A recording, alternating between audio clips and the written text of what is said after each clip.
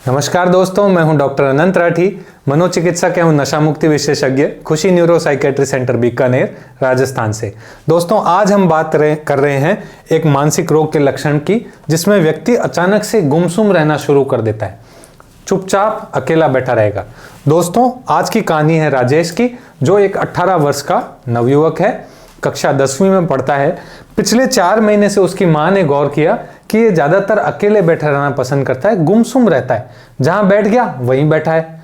जब तक इसको आवाज नहीं दो वहां से उठता ही नहीं। 2 घंटे बीत गए, 4 घंटे बीत गए, धूप में जाके बाहर, घर के बाहर चौकी पे बैठ गया, तब 4 घंटे से वहीं बैठा है, घर के अंदर नहीं आ रहा।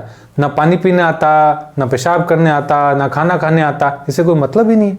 बाहर जाके बैठ गया, बाहर जाके बैठा है, कमरे में जाके बैठ गया, कमरे में जाके बैठा है, चुपचाप बैठा रहता है, ना कुछ बोलता, ना अपनी जगह से हिलता। इसको आवाज दो, 5-7 बार आवाज दो तो 1 बार जवाब देता है, उसमें भी पूरा जवाब नहीं देता। मैं तो इसको खाने का पूछ पूछ के थक गई हूं, लेकिन जवाब भी नहीं देता। इसके सामने ले जाके खाना रख दूं तो खाना ऐसे ही पड़ा रहता है। पता नहीं क्या हो गया है, एकदम सुस्त सा, स्लो सा हो गया है, कुछ भी नहीं करता। ना स्कूल जा रहा है, ना पढ़ रहा है, बस बैठा रहता है। लेट गया, सोने को कह दिया तो सो गया, वहां से नहीं उठ रहा। मतलब धूप में खड़ा है तो धूप में खड़ा है, छांव में खड़ा है तो छांव में खड़ा है, रोड पे खड़ा है तो रोड पे खड़ा है, छत पे खड़ा है तो छत पे खड़ा है।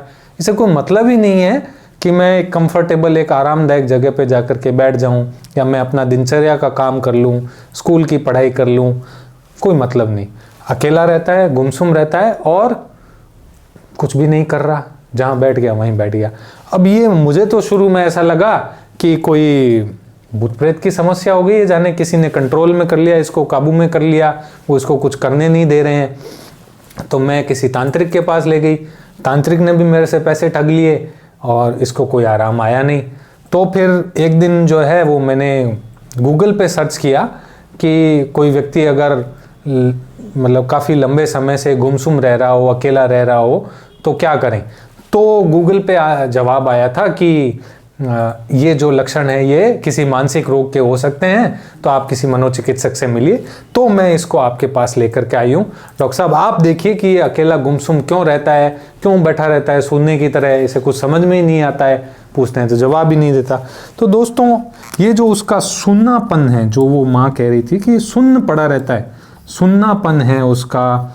दूसरा, जो ये बैठे रहना या लेटे रहना या खड़े रहना, ये जो लंबे समय तक एक पोजीशन को मेंटेन करना, खड़े हैं तो खड़े हैं, बैठे हैं तो बैठे हैं, लंबे समय तक बिना थके एक ही पोजीशन को मेंटेन करना, इस तरह के लक्षण, गुमसुम रहना, अकेले रहना, चुप रहना, इस तरह के लक्षण अगर किसी व्यक्ति में देखने को मिल रहे हैं तो हो सकता है वो किसी मानसिक रोग के लक्षण हैं। दोस्तों, यह एक कैटेटोनिया नाम के लक्षण हैं। जब उसका मैंने आगे मानसिक स्वास्थ्य और शारीरिक परीक्षण किया तो उसमें कैटेटोनिया के और भी लक्षण मुझे देखने को मिल गए। जैसे उसके हाथ जो है वो थोड़े रिजिड थे, मतलब उसको आसानी से मोड़ा नहीं जा सकता था, थोड़े यूं कड़े हो रखे थे, बिल्कुल यूं कड़े होकर के मोड़ो, या हाथ उसका एक कोई भी अनकंफर्टेबल पोजीशन में भी रख दिया मैंने, सपोज उसका हाथ ऐसे खड़ा कर दिया मैंने उठा करके, तो उसको ऐसे ही पड़ा रखता था, उसको आराम अपने आप नीचे नहीं लेगा। एक आम आदमी हो, आपका हाथ, आपने उसका अगर हाथ ऐसे ऊपर कर दिया तो वो नीचे ले आएगा तुरंत ही, लेकिन उसका हाथ आपने कैसे ही मुश्किल से कर दिया तो वो वैसे ही पड़ा रखेगा, उसको वापस नीचे लाएगा नहीं। तो वो कंफर्टेबल पोजीशन में वापस नहीं आते, वो अपनी पोजीशन को मेंटेन करते हैं। जी हाँ दोस्तों, ये कैटेटोनिया के लक्षण हैं। कैटेटोनिया नाम के जो लक्षण हैं ये कई तरह के मानसिक रोगों में पाए जाते हैं, लेकिन जो सबसे इम्पॉर्टेंट मानसिक रोग है जिसमें कैटेटोनिया के लक्षण होते हैं उसे हम कहते हैं शिजोफ्रेनिया। जिस शिजोफ्रेनिया में इस तरह गुमसुम रहना, पोजीशन मेंटेन करना, अकेले रहना, इस तरह के लक्षण ज़्यादा हो, बल्कि वो ऐसे उलट पुलट बात कोई नहीं करेगा, वहम की बात कोई नहीं करेगा, डर की बात कोई नहीं करेगा, शक की बात कोई नहीं करेगा, बल्कि इस तरह रहेगा, तो ये कैटेटोनिक स्किजोफ्रेनिया के लक्षण हैं। हमें जरूरत है कि हम समझें कि यह एक मानसिक रोग है, ना कि कोई झाड़ फूंक, तंत्र डोरे, ताबीज से ठीक होने वाली कोई प्रॉब्लम।